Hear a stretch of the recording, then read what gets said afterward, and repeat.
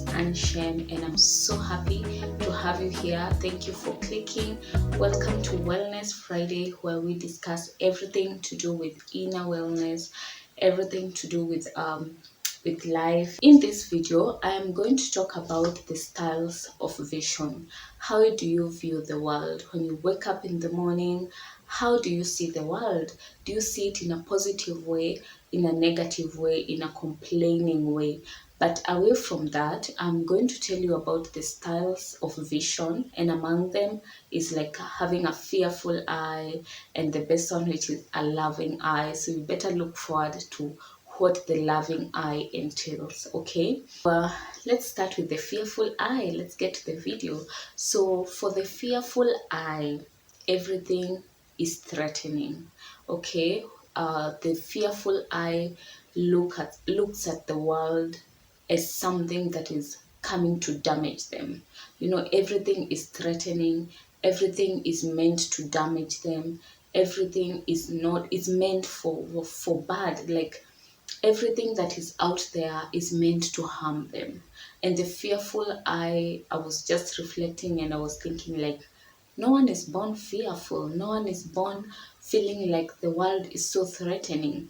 But we grow into it because of the things that we have gone through life. It can be a case of trauma. It can be a case of violence. It can be a case of drug abuse. It can be a case of, let's say, theft.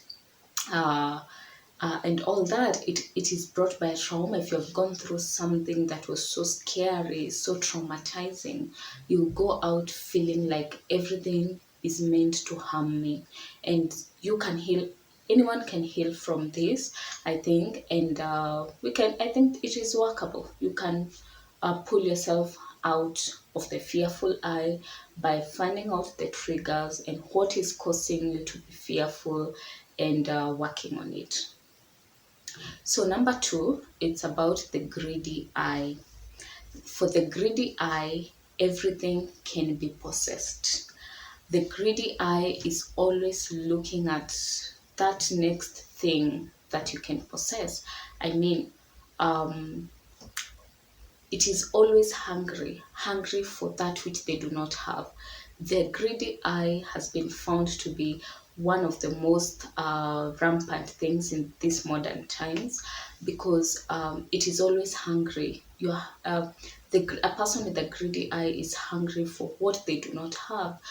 They don't look at the present. The greedy eye does not deal with the present, but deals with the future of how can I get that. It can be cars, it can be land, it can be books, it can be whatever. How can I possess it? And you forget that you can enjoy the moment. And before I go further, I want to put a disclaimer that there's a very thin line between greediness and desire. Desire is very healthy, because I can desire to have a car, I can desire to have more money, I can desire to own a mansion. But greediness greediness comes to extinguish desire, because greediness, it's more of possession. It deals with more of the possessiveness and forgets future possibility. Yes, desire is healthy, but being greedy is unhealthy. The next one is the judgmental eye. When you look at the world with a judgmental eye, it means that the judgmental eye looks at things in squares and lines. You have already segmented things, and the judgmental eye just looks at the face value. I look at something and I'm already making a conclusion.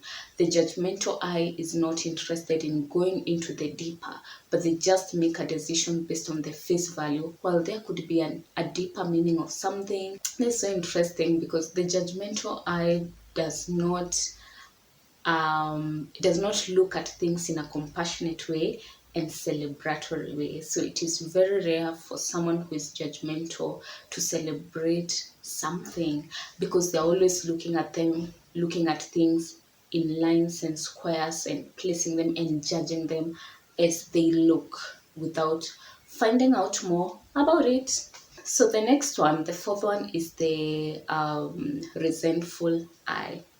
I want you to note that the resentful I is always looking at others or to the outside as better than who they are. The resentful I does not enjoy who they are or what they already have, because they are always looking at the world with resentment. And why would the resentful I be looking at others with resentment? It's because they feel that maybe they are more richer than them, they are more beautiful than them, they're more successful than them. And that's when the resentful I comes in. And the resentful I lives out of its own poverty. You get, it never looks at the fullness of what they have, but they look at the emptiness of what they do not have. It's like living on the negative side of life. You're always saying like, I don't have this, they have this, so you're resenting instead of maybe celebrating, getting inspired. You are just like feeling like, why do they have this and I don't? Yeah, so close to that, I want to go to the inferior I. The inferior I is always looking at others with superiority, and they're always looking down on themselves. To the inferior I, everything is greater than themselves. So something is more beautiful, they're more richer, it's more better than this one. They are always looking down on themselves. And initially, from the beginning of the creation of the universe, the human eye was not meant to behave or to look at other in a way that inflates them to superiority, while in turn deflating others into inferiority. We all stand in a common place, but on a different ground. The inferior I does not see its own beauty, its own potential. It always looks at others as more superior than them. For the inferior I, it does not celebrate its own potential and its own strength. They're always looking at their weaknesses. The loving eye. For the loving eye, everything is real, everything is healthy, and this kind of love does not come from naivety, it does not come from pretense, comes from a secure place. Okay, it comes from a secure place, appreciating each and everything. Such love is the greatest criteria of truth and love and reality. If we could look at the world with a loving eye, the universe could rise up to us with invitation. Research shows that love can even coax pain. Love can be able to heal. The loving eye is so bright because it is so free. It is free.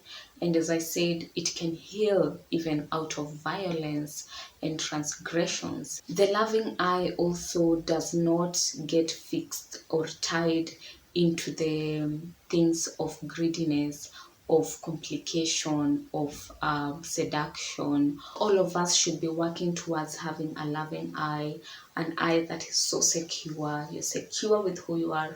You're appreciating yourself. You're appreciating other people. You're celebrating the things that are happening in the universe, because the loving eye is not guided by judgmental resentfulness and inferiority, neither superiority.